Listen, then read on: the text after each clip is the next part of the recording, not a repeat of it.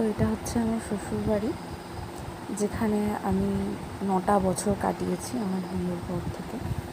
কিন্তু আমি এখন এখানে আর থাকি না। যারা আমার কাছের দূরের রিলেটিভস আছো, বন্ধুবান্ধব আছে, তারা অনেকেই জানে বা জানে না। যারা আমার খুব কাছে তারা আমার সমস্ত সত্যিটা জানে, আর যারা দূরে তারা এখানকার লোকজনের কথা একতরফা শুনেছে এবং বিশ্বাস করেছে। এই যে এই বাড়িটা দেখতে পাচ্ছ, এটা একটা সিঁড়ি ঘর আমাদের।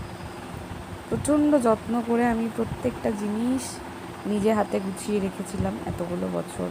প্রত্যেকটা জিনিস আমি পরিষ্কার করে রাখতাম। আমি নোংরা একদম পছন্দ করতাম না। সবসময় ঝাড় দিয়ে মুছে পরিষ্কার করে এই সিঁড়ির রেলিংগুলো সমস্ত কিছু ভীষণ পরিষ্কার করে রাখতাম। আর আজকে দেখো, আজকে আমি 6টা মাস এখানে নেই বলা ভুল, আমাকে যে চলে যেতে বাধ্য করেছে এরা। এই যে এই রুমটা, এটা ওপরের ঘরটা, এই ঘরটার মধ্যে একটা ঠাকুর ঘর ছিল, মানে ঠাকুর পুজোটা আমি এখানেই দিতাম। কিন্তু এখানটা দেখো এখন কি অবস্থা, পুরো অগোছালো হয়ে পড়ে আছে। এটা আমার ছাদ বাগান বলাটা ভুল, এখন আর ছাদে কোনো কিছু নেই। আমি চলে যাওয়ার 2 থেকে 3 দিনের মধ্যেই আমার যত গাছ ছিল সমস্ত গাছ তুলে ফেলে দেওয়া হয়েছে, তাও আবার মনের সুখে।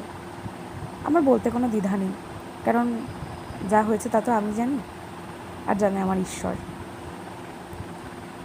এখানে পেয়ারা গাছটা পুরো ওইদিকে পাশের বাড়িতে ঝুঁকে গেছিলো, ওটাই আমার বর আর কি দেখছিল। আর এখানে দেখো এক গাদা সেই আরশোলার গু, ইঁদুরের গু।